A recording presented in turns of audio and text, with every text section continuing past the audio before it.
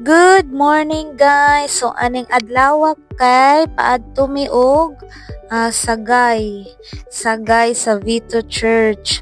So pasulod na ni siya no. As you can see, daghan kayog mga sakyanan kay bali pasulod na ni siya sa Vito.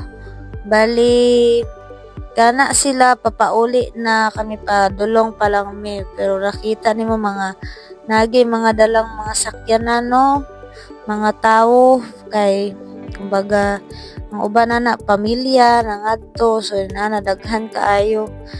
Nadaghan po ni siya tao pag first day of the year atong January 1. Daghan po ni siya tao kami kay first Friday of the year mini adto. Bali ikaduha na ni namo nga anhi sa Vito bali last year dayon karon pod nga year.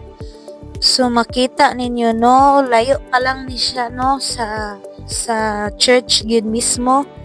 Daghan na kay mga sakyanan nga nagparking sa kilid-kilid kay nag-abot ana dito pagyud sa unahan kanang pasulod na sa simbahan kanang daghan na kaayo na og kanang tawo, daghan na kay og mga sakyanan so maghuot so mo na ang uban layo pa lang dira na lagi parking kay maglisod man dayog puli kay naay mamaklay gikan manggawa sa simbahan so napoy uban nga kanang padulong pa lang so mo na siya no nagsugod na ganig hinay-hinay ang pasulod kay daghan na kayo ang nanggawas pod kay ani nga time is kanang pahumana ang misa sa kuan. Humana pod ang iyang misa bali ang amo ang naapila natin na nga misa kay last mass na siya sa morning alas 9.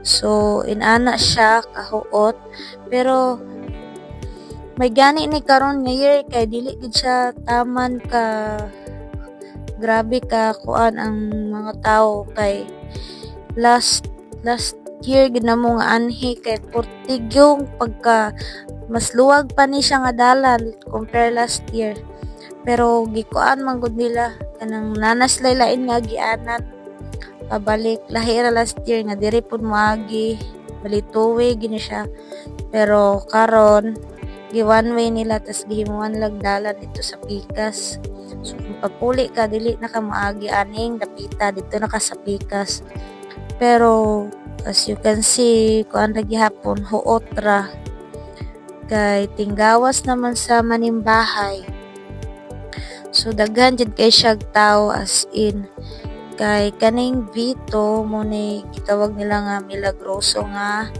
simbahan. So, among gibiyahe ani mga almost 1 hour kapin man siguro. Kay gikan pa man mig San Carlos.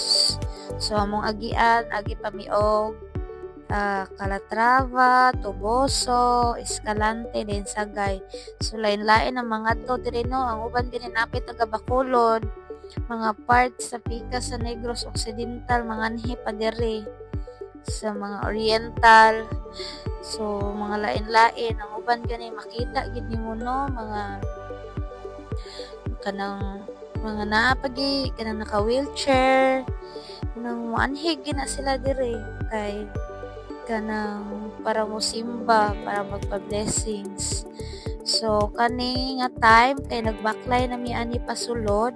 So among motor nara pa dito sa Pikas sa kilid kay wala na magi-parking na dito sa tubangan kay lisod na kaayo basig magtagbaw may pangitag parkinganan so kani siya sa kilid ni siya sa pasulod sa simbahan bali dira inigsulod nimo na ay mamaligayog mga kandila so mao na ni siya ang kilid makita ninyo na ang revolto ni San Vicente Ferrer so usa mi gid ni sulod ni hapit sa mi diri sa Kalan-an kay pagikan namo mga around 7 pa so naabot mi diri nga hapit na 9 so namahaw sa mi bali mora na among gipalit nga sudan ug usa ka soft drinks. Bali nagbalon ra mi ani og kanon kay para makatipid no kay kanang syempre kanang kuan pud no mahal man pud gud ang sudan nila diri so amo na bayaran ana no bihon kana siya unsa na tawag ana minudo ug soft drinks mga 200 plus na siya. So muna nga much better nga magbalon mo og kanon og dili mo mga arty kay para makatipid pod. So nipalit na miya nagkandila tupad sa mong gikan-an dayon ni nana naka-crowded ang pasulod. So na may mga tindahan dira sa kilid kalan-an. So dira dito gid mi tigkaon kay kanang dira mo na mo ipili na mo ang helmet. So muna ni siya pasulod na mi. So daghan kay tawo ng gawas. So nintambay sa mi anak kadali dari sa kilid kay daghan pa kay ng gawas niya. Kana ang uban pod kay nanagkot sa kilid dira sa may revolto.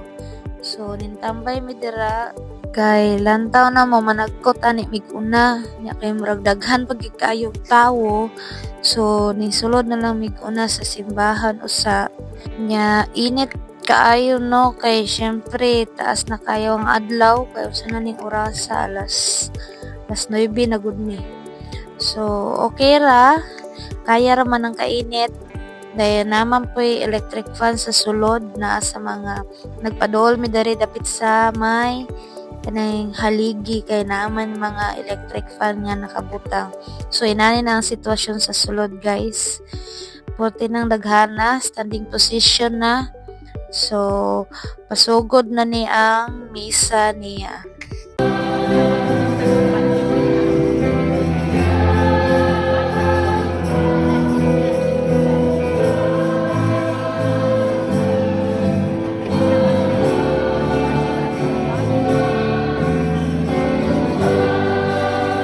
So after sa misa, dito mi sa pikas nangagi sa kilid. So mo ni sitwasyon sa kilid no, daga mga sakyanan kay mablisingan man na dira inog human sa misa. So mas mayo kung makasayo ka kay para makaparking kag sayo dito. So mo na to kanang idigsulod di mo no, niigsugod sa misa mura kag kahilakon sa kanang syempre kay daghan po mig mga blessings na niabot last year. So ako kay pasalamat no mo nagyanhi ginamo diri guys. Last year ni anhi mi diri na agyoy natuman or naabot nga blessings ginamo mga unexpected blessing. So mao na ni siya nimbalik mi dito sa may revolto kay nanagkot mi kay hawan-hawan na makaagi na mi kaina di kini mo maagian diri dapit dayon after na mo ana na nagkot bali ning pahuway mi kadali na pod dito sa may kilid kay init na gid kay siya kay unsa na ni oras sa mga alas 11 na ni siya ting paniudto di ba check na mi gutom ani pero gyagwantara na mo kay ang plano na mo inuguli na lang gid na mo sa San Carlos mi maniudto kay di na gid kaya sa amo ang budget ang pagkaon kay portiging mahala. So mao na ni siya ang padiretso padiretso na ni siya dito sa atubangan sa San Vicente Ferrer nga simbahan.